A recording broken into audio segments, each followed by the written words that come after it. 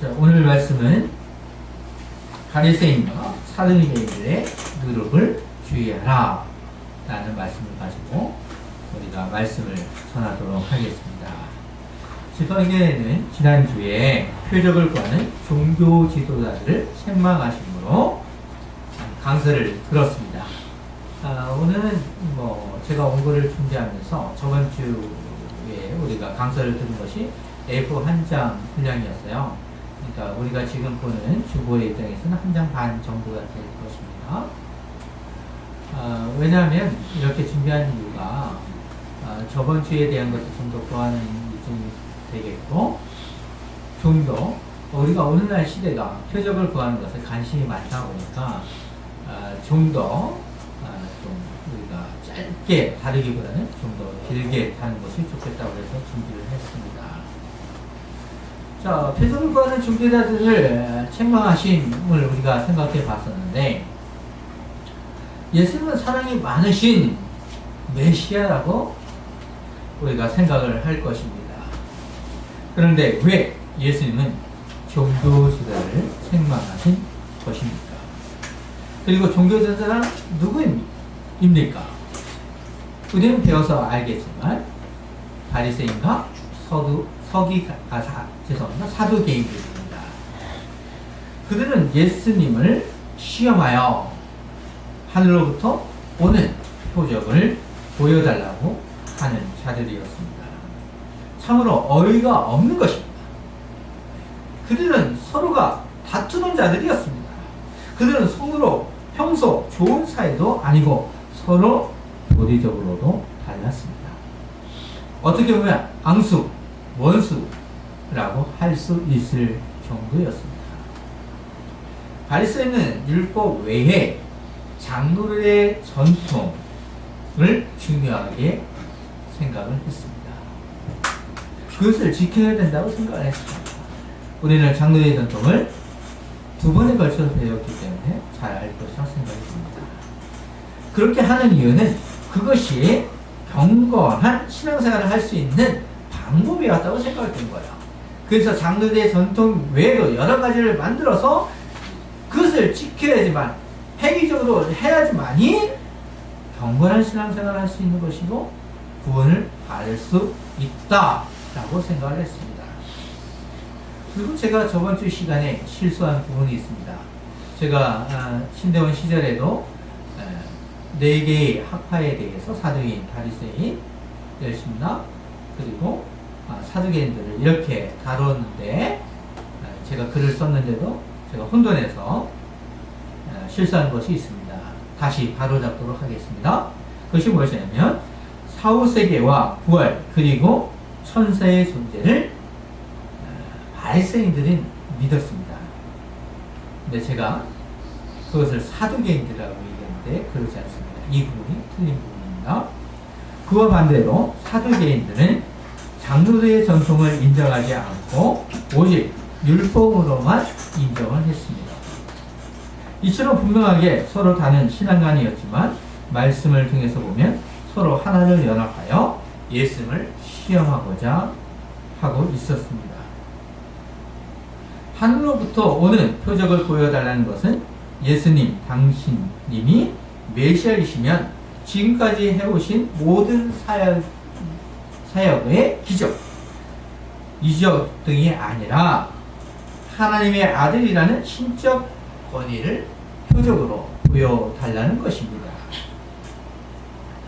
그들의 입장에서는 절대로 예수님은 자신들이 원하는 표적을 할 수 없을 것으로 생각하면서 예수를 시험하여 흠을 찾고자 하는 것입니다.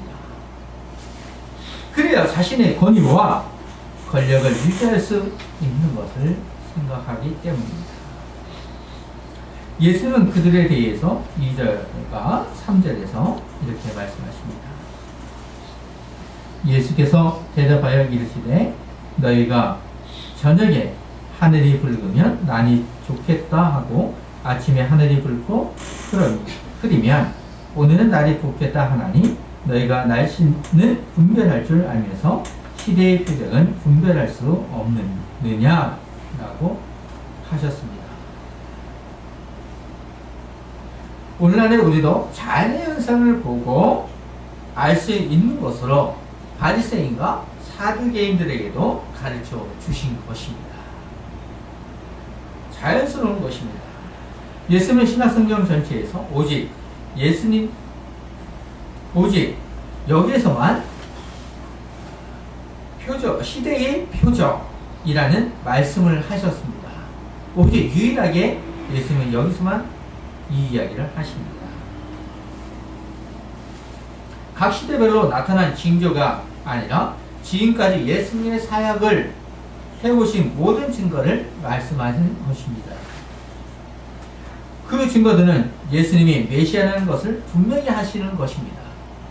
예수님의 가르침과 표적을 본 후에는 마태복음 15장 31절에서 증거하죠. 말 못하는 사람이 말하고 장애인이 온전하게 되고 다리 저는 사람이 걸으며 맹인이 보는 것을 우리가 보고 놀랍게 여겨 이스라엘의 하나님께 영광을 돌리라 하고 분명히 기록한 것입니다. 자, 분명히 하나님께서 시대의 표적을 보여주셨습니다. 당신님의 사역을 통해서도 분명히 보여주셨습니다. 마태복음 15장 31절에서도 이 구절에서도 이방인에게 표적을 보여주셨지만 바로 이방인들도 이스라엘 하나님께 영광을 돌리는 것을 볼 수 있습니다.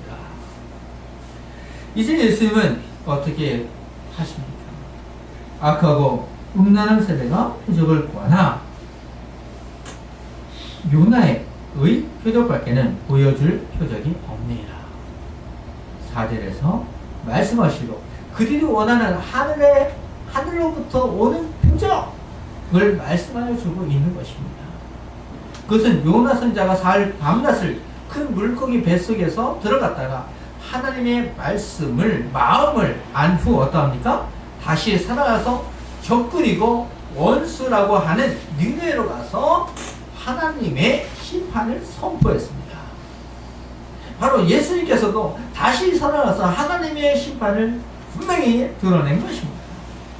예수님은 요나의 표적처럼 당신님께서 이제 남은 것은 십자가에 달려 돌아가시고 무덤에 3일 동안 있은 후 부활하심으로 실적인 표적을 보여주시겠다는 것입니다. 바로 분명하게 예수님은 그것으로서 그들이 하늘로부터 오는 표적을 분명하게 보여주신 것입니다. 그렇게 하심으로 당신님께서 말씀하신 요나의 표적은 시대들의 표적을 마감하고 궁극적으로 완성하는 것입니다. 그렇기 때문에 더 이상 시대의 표적 예수님에게 그것을 보여달라고 하는 것은 마치 사두개인들과 바리새인들과 같은 것입니다. 우리는 성경을 통해서 이루신 성경 말씀을 통하여 우리는 하나님을 아는 것입니다. 하나님의 마음을 아는 것입니다. 지팡이 교회 성도님, 그 이상의 표적은 더 이상 없습니다. 그래서 우리는 우리 시대에도 다른 표적들이 더 이상 필요한 것은 아닙니다. 바리새인과 사두개인처럼 표적을 보여달라고 하지 마시고 오히려 성경의 말씀을 사모하면서 신앙생활을 잘하는 것입니다. 신앙생활을 잘하는 것은 하나님의 길을 잘 가는 것입니다. 오직 주님만 바라보는 것입니다. 만약 성경 외에 다른 것이 필요했다면 예수님의 증거는 무슨 효과가 있겠습니까? 예수님은 또 다른 증거를 우리에게 가르쳐 줬겠지. 그렇지만 예수님은 모든 것을 다 이루었다라고 하셨습니다. 그 말씀을 깊이 생각해 보시기 바랍니다. 하나님의 길을 가고자 하는 성도님, 이제 우리는 바리새인과 사두개인들의 노력을 조심하라는 말씀으로 풍성한 은혜를 나누기를 소망합니다. 그리고 나에게 적용을 잘 하기를 바라면서 전하도록 하겠습니다. 오늘 말씀 5절을 보시면 제자들 건너편으로 갈새 떡 가져가기를 잊었더니 라고 말씀하십니다. 어디로 가신 것인지 불명확하지만 마가는 갈릴리 호수를 건너서 베세다로 기록하는 것을 생각하면 아마도 저는 여기라고 추측을 할 수밖에 없는 것 같습니다. 이렇게 저는 생각합니다. 이제 학자들별로 좀 많은 생각들이 있는데 그나마 여기가 여기가 확실하지 않은가 생각이 듭니다. 근데 문제가 있었습니다. 제자들이 떡 가져가는 것을 잊어버린 것입니다. 오늘날도 여행을 하면 식당이 많이 있지만 그 당시에는 식당이 별로 없었으므로 먹을 것을 챙기는 것은 당연할 것입니다. 그래서 제자들은 서로 다툼을 하면서 심각하게 대화를 했을 것입니다. 떡 가지고 이렇게 심각한 대화를 한다? 참으로 우리에게 가르쳐주는 바가 있을 것입니다. 바로 이때에 예수님은 떡을 소재로 삼아 제자들에게 누룩을 주의라고 하십니다.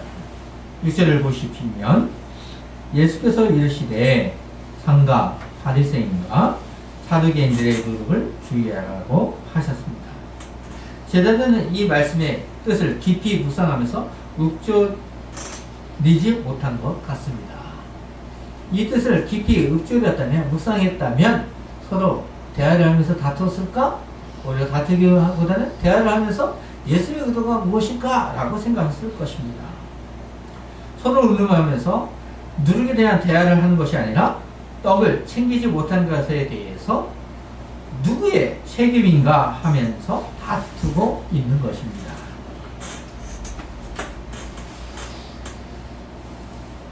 이들의 대화를 알고 있는 예수님은 8절에서 무엇이라고 하십니까? 예수께서 아시고 이르시되 믿음이 작은 자들아 어찌 떡이 없으므로 서로 논의하느냐. 그 뒤의 말씀에는 500여의 기적과 4,000명을 먹이신 것을 기억하지 못했냐고 하면서 오직 바리새인과 사두개인들의 누룩을 주의하라고 하십니다. 때문에 우리는 주의 깊게 오늘의 말씀을 잘 들으십시오. 사랑하는 성도님, 6절의 말씀 중에서 왜 누룩을 주의하라고 하십니까? 제자들은 누룩의 말을 듣고 떡이 떠올랐을 것입니다. 떡은 여행을 할 때나 누구든지 배가 고픈 생활에서 중요한 문제입니다. 제자들은 지난주에 우리가 배운 바리새인과 사두개인들이 예수님께 찾아와 하늘로부터 오는 표적을 보여달라고 한 것에 대한 의미를 그들도 이해 못한 것으로 보아야 합니다.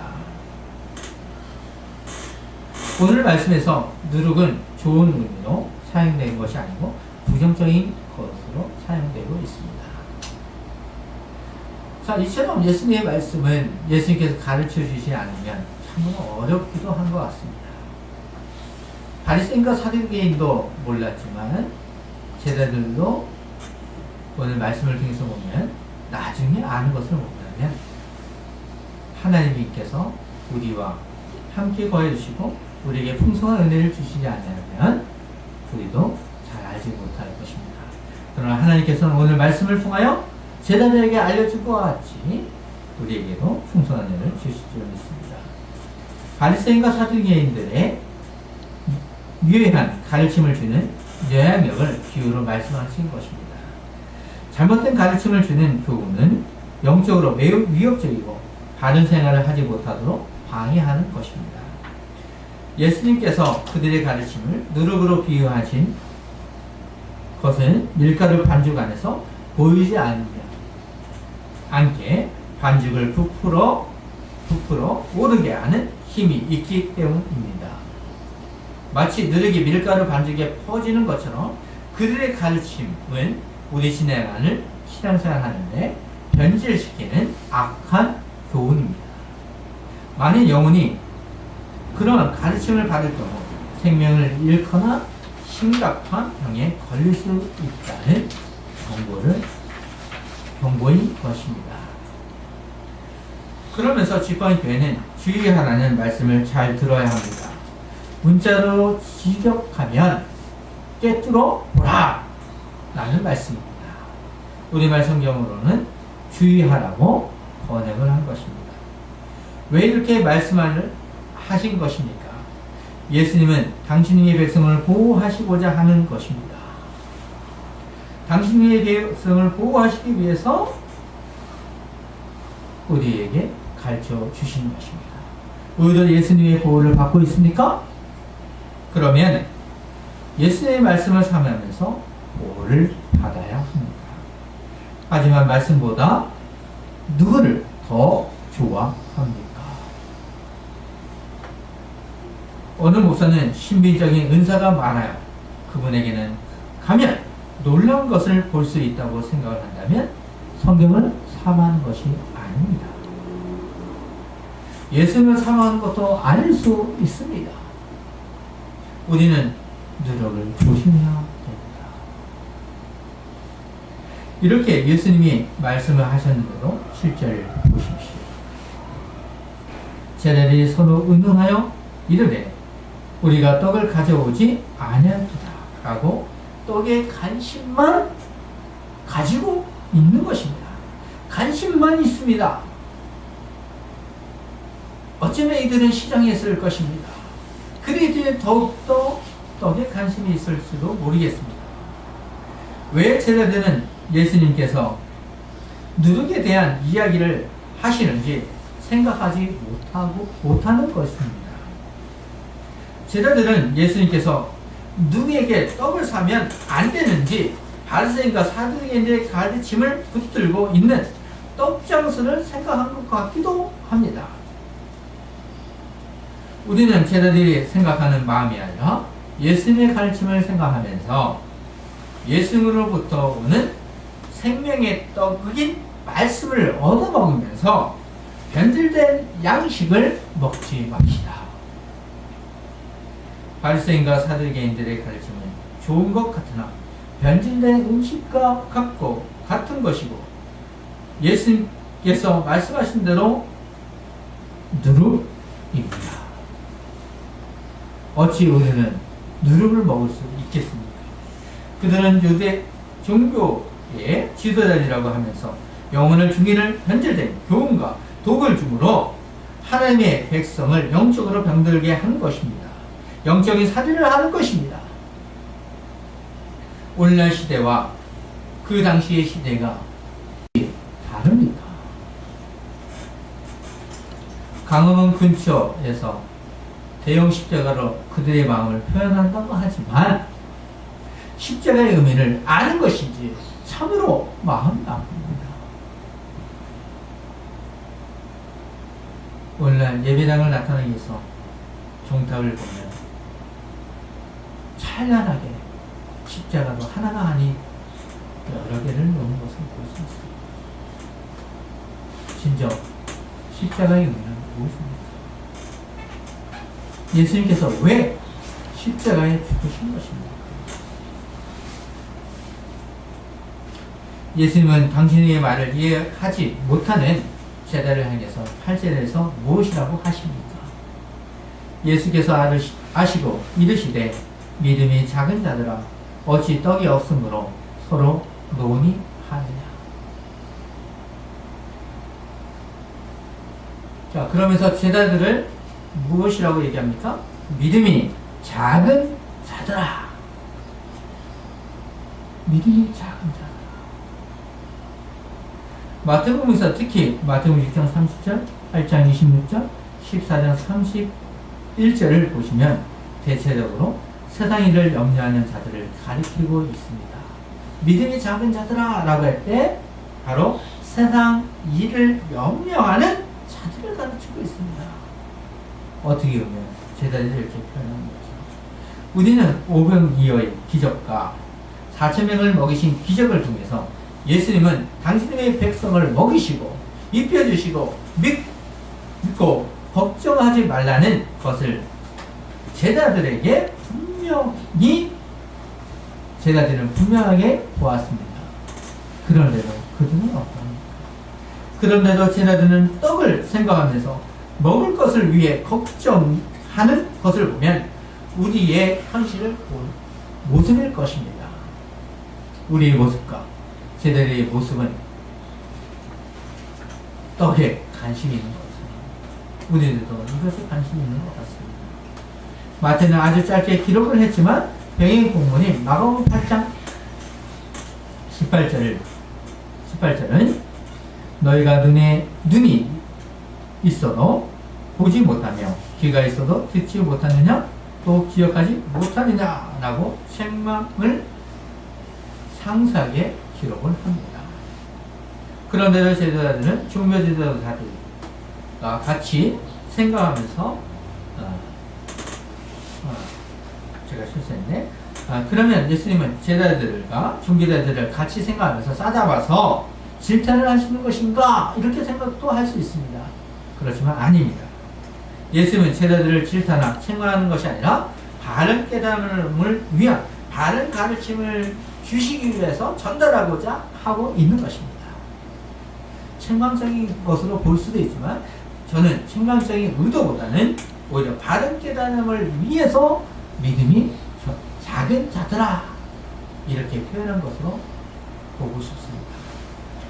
예수님의 오서는 9절과 10절을 보시면 너희가 아직도 깨닫지 못하느냐 떡 5개로 5,000명을 먹이고 주운 것이 몇 방분이며 떡 7개로 4,000명을 먹이고 주운 것이 몇 강주되었는지를 기억하지 못하느냐 너희는 알지는 못하는가. 제자들의 떡에 대하여 염려한 것은 믿음이 부족한 것임을 아셨습니다. 어쩌면 제자들이 우리나 도찐개찐입니다. 왜 이적과 표적을 한 이유는 육신의 양식을 위하여 행한 표적이 아니라는 것입니다.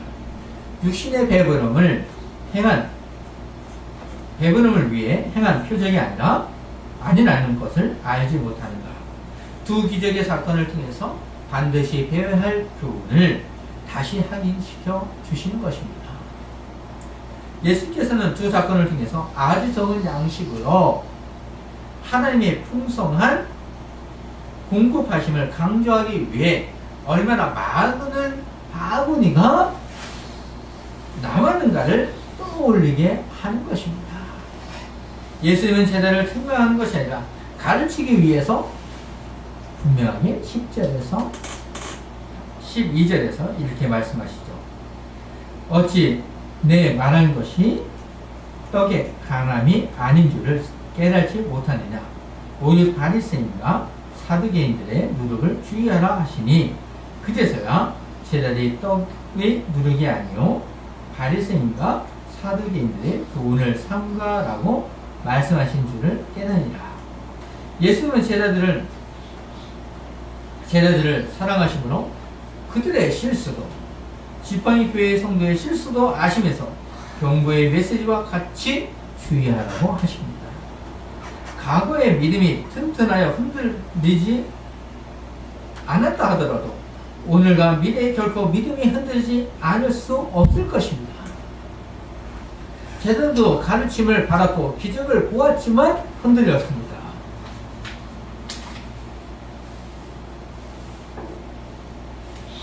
우리도 같은 실수를 할 수 있습니다. 우리도 같을 수 있습니다. 제자들과 같을 수도 있습니다. 이길 수 있는 힘은 영적인 소경이 아니라 영적인 양식을 통해서 늘 먹음으로 늘 돌이킬 수 있는 회개의 길로 나아가는 것입니다. 저를 사랑과 긍휼 그리고 자비로 인도하여 주신 주님은 재산도 없는 사람이지만 목회를 하도록 하셨습니다. 두 아들을 주심으로 먹을 것이 없는 것 같지만 지금도 주님은 젖과 꿀이 흐르는 생활을 하도록 하심으로 하나님의 길을 가도록 하시고 있습니다. 세상과 비교할 수 없는 하나님의 긍휼의 은혜를 입으면서 신앙생활을 하는 것이 감사한 것입니다. 이것이 은혜입니다. 우리는 하나님의 나라의 맛보기 생활을 하면서 이미와 아직 긴장 관계 속에서 종말의 시대에 있습니다. 예수님은 종말의 시대를 생활하는 우리를 향해서 누룩을 조심하라 라는 말씀의 의미를 가르쳐 주신 것입니다. 제자들은 누룩을 떡으로 생각했지만 이제야 누룩은 바리새인과 사두개인들의 교훈이라는 것을 알게 되었습니다. 우리도 과연 알게 되었습니까?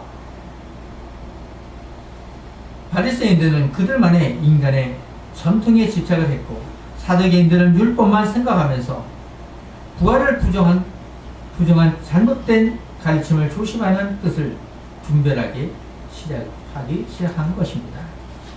오늘날 우리도 세상의 누룩과 기독교와 이단들의 가르침에 조심해야 합니다.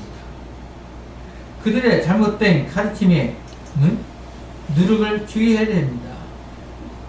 우리에게 예수님께서 믿음이 작은 자들아 이라고 할 것입니다. 우리도 제자들처럼 믿음이 작은 자들이기도 합니다. 믿음이 연약하다고 실망하지 마시고 누룩을 조심하면서 주의 길을 가십시다. 예수님의 가르침에 대해서 지금 잘 모를 수도 있습니다. 제자들을 보십시오. 어떠합니까? 한 박자 아니 두 박자 늦게 알았다 합시다.